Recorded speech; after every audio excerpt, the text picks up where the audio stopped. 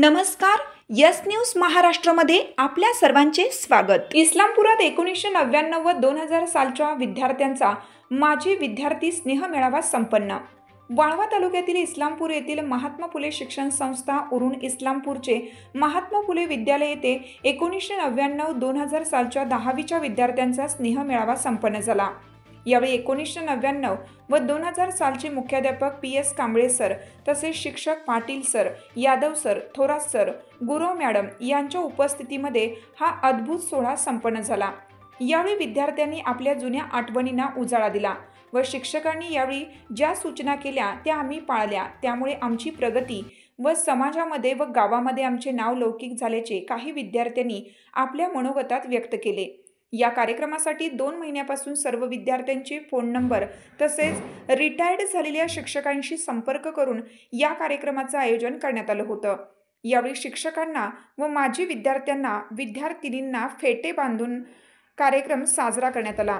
तसेच सर्वांसाठी जेवणाचे आयोजन करण्यात आलं होतं. तसेच माजी विद्यार्थी यांच्याकडून शाळेसाठी 2000 लिटर पाण्याची टाकी व इलेक्ट्रॉनिक बेल भेट देण्यात आली.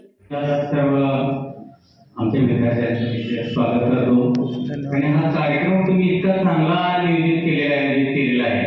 कारण 2 वर्षापूर्वी असंच निपाणी निपाणीच्या विद्यार्थ्यांनी 1984 ची बॅच बघा, आज ते विद्यार्थी 54, 55, 56 वर्षाचे झाले. मुली बिली सगळ्या त्या मुली ज्या आहेत त्या आजी झालेल्या आहेत. अशा मुलींनी आणि मुलांनी ज्योती विद्यालयाला 2 वर्षापूर्वी कार्यक्रम इतकं सुंदर नियोजन केलं. तसंच नियोजन तुम्ही या ठिकाणी केलं. परवा ताईचा फोन आला मला की सर असा मी काही छोटी कार्यक्रम नव्यानं 2000ची बॅच आहे. आई म्हटले की माझ्या लक्षात आले काय तुमची काही होता तोच काय, कारण 25 वर्षात पहिल्यांदा फोन झाला. बरोबर सर म्हणजे असा आम्ही विद्यार्थ्यांनी केलेला आहे. व्यवसाय होता आपला जनावर आणि डिप्लोमा केला. नंतर त्यातून पण बरं वाटलं पुण्याला गेलो. MIT 7 वर्ष काम केलं.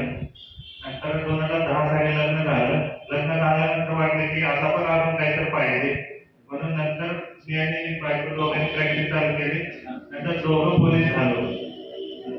48 वर्षी आणि तिथे टॅक्स कन्सल्टन्सीचं काम करते. तसेच BCom झाल्यानंतर माझी LLB करायची इच्छा होती, पण त्यावेळी मला